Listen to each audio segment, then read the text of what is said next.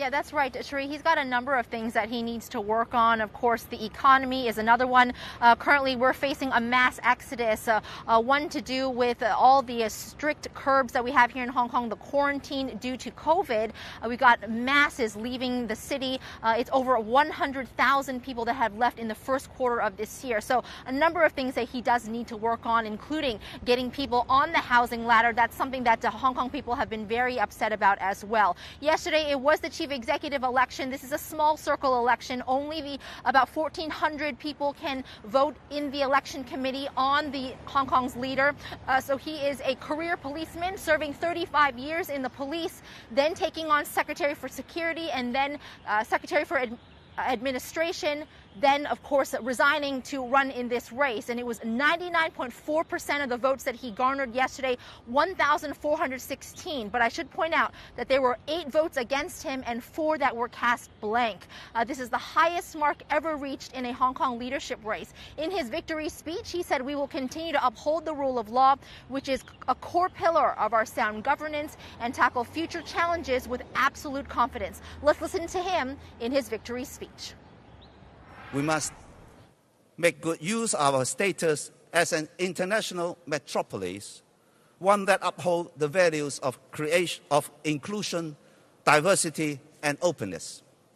We must expand our international connectivity, establish a more favorable business environment, and increase our overall competitiveness. We must further strengthen Hong Kong's role as the gateway and the bridge between the world and our country. The 64-year-old, as I mentioned, was a former police officer and Secretary for Security. So that is going to be one of his major priorities when he comes into office after July the 1st. That's the day of the handover. It's going to be one of his major priorities that he has to deal with, Article 23, and getting that enacted here in Hong Kong. The government restructure is another thing where we're expecting 2 more bureaus to be added to bring the number of bureaus up to 15.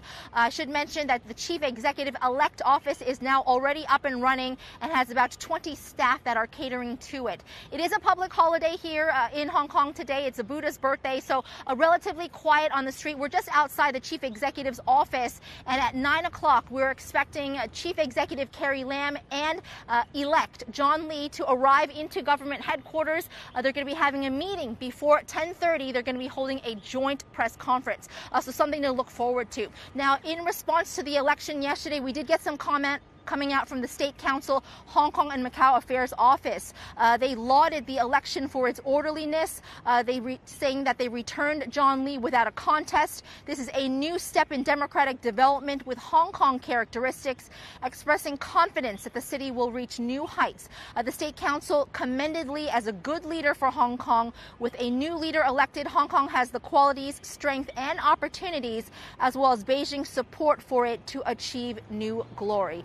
So that's where we stand right now. We're just going to be moving just down the way. We're going to try and get the arrival of Carrie Lam and John Lee into the compound here, and of course continue to cover the latest after the elections. Hi, I'm Emily Tan, and thanks for watching CNBC. You can check out more of our videos by clicking on the boxes on the screen, and don't forget to subscribe to the channel for more. Thanks for watching.